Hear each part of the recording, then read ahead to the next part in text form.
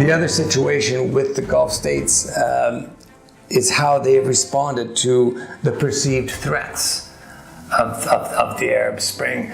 Yemen, of course, became part of the Arab Spring narrative. The war in Yemen that was launched by Mohammed bin Salman with no clear end game and certainly no end in sight, and which is supported by all the GCC states. Oman has kind of held back a little bit, but the rest have plunged in.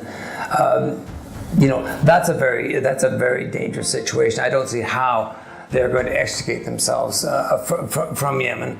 So that, and again, that was perceived as the Iranians right next door, and the Saudis viewed the Bahrain, as to the ruling family in Bahrain, as an Iranian plot. So all of the protesters were basically being encouraged, funded, facilitated by Iran.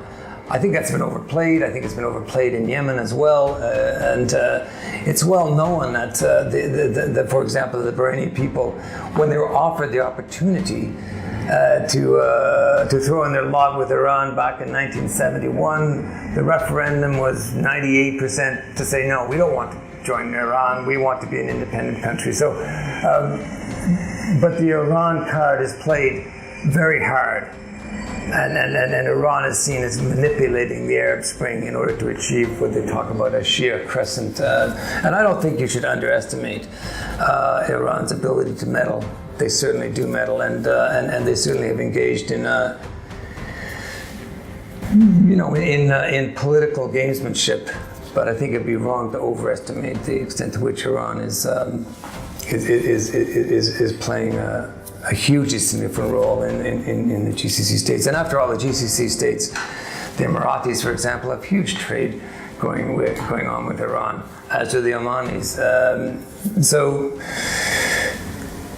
it's never really a clear picture. But if we look at internally the responses of the various GCC countries, has, on the one hand, to try and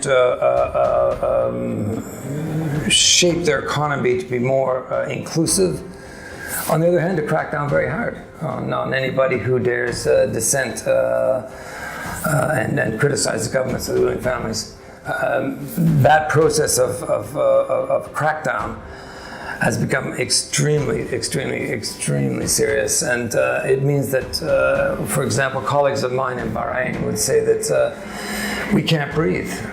We feel the walls closing in on us. There is no opportunity to have any common ground narrative, and so you get this political stasis where the people, the peaceful folks who could and should be moving things forward, are not allowed to speak.